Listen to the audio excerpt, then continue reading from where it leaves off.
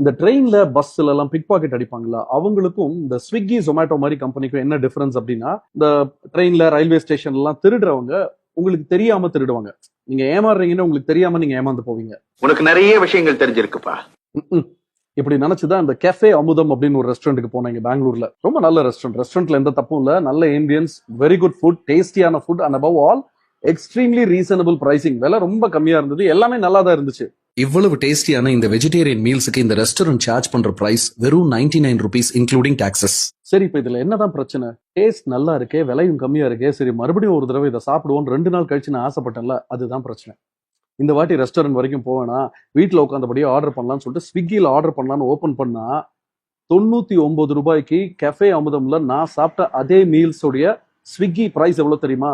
328 rupees. அதாவது 300%க்கும் மேல Swiggy இதுக்கு நமக்கு சார்ஜ் பண்றோம். கீ பொடி மசாலா தோசை கெஃபே அமுதம் அந்த ரெஸ்டாரண்டோடைய ஆக்சுவல் மெனு பிரைஸ் வந்து 114 ரூபாய், 114 rupees இன்க்ளூடிங் டாக்ஸஸ். அதே கீ பொடி மசாலா அதே ரெஸ்டாரண்ட்ல இருந்து ஸ்விக்கில நீங்க ஆர்டர் பண்ணீங்கன்னா 296 rupees. இந்த சாப்பாட்டுக்கு கெஃபே அமுதம் பிக்ஸ் பண்ணிருக்கிற பிரைஸ் 94 ரூபாய், வெறும் 94 rupees பிளஸ் 5 ரூபாய் டாக்ஸ் போட்டா கூட 99 rupees அவன் சார்ஜ் பண்றான். இதுக்கு மேல ஸ்விக்கிக்கு நாம தர வேண்டிய delivery charge, platform charge, packing charge, புண்ணாக்கு, போக்குவரத்து எல்லாத்தையும் சேர்த்தா கூட 328 ரூபா வரக்கூடாது. டெலிவரி சார்ஜஸ், பேக்கிங் சார்ஜஸ், மற்ற சார்ஜஸ் எல்லாம் விட்டுருங்க. வெறும் அந்த ரெஸ்டாரண்டோடைய ப்ராடக்ட் பிரைசிங் 99 rupees. இவன் நமக்கு கொடுக்குற அதே ப்ராடக்ட் பிரைசிங் 199 rupees. 200% அங்கேயே வைக்கிறான். But in spite of that நம்ம ஏன் இவ்வளவு விலை கொடுக்குறோம் தெரியுதா? Because convenience comes with price. பச்சையா தமிழ்ல சொன்னா நம்ம சோம்பேறித்தனத்துக்கு நம்ம கொடுக்குற விலை. ரெஸ்டாரண்ட்ல போய் உட்காந்து அந்த ஏம்பியன்ஸை என்ஜாய் பண்ணிக்கிட்டு, அந்த எக்ஸ்பீரியன்ஸை என்ஜாய் பண்ணிக்கிட்டு, சுட சுட சாப்பிட வேண்டிய ஒரு சாப்பாட்டை சமைச்சு 1 மணி நேரத்துக்கு அப்புறம் ஆறி போய் காஞ்சு கருவாடா நம்ம வீட்டுல உட்காந்து சாப்பிடுறோம். அதுக்கு 300% எக்ஸ்ட்ரா கொடுக்குறோம். யாருக்கு கொடுக்குறோம் அந்த 300%? அந்த சாப்பாட்டை சமைச்சவனுக்கா?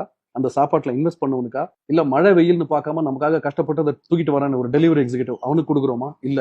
சம்பந்தமே இல்லாம சாப்பாட்டை சமைச்சவனுக்கும் சாப்பிட்டவனுக்கும் நடுவுல புரோக்கர் வேலை பார்க்குற ஒரு ஃபுட் டெலிவரி கம்பெனிக்கு 300% எக்ஸ்ட்ரா காசு கொடுத்துக்கிட்டு இருக்கோம்.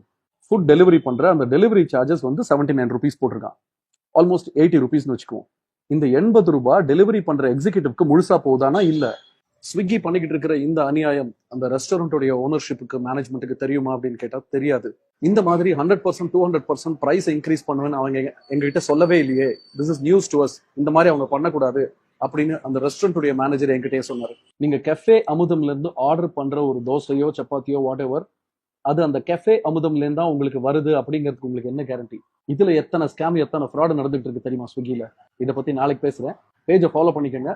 And until then, let's keep Swiggy.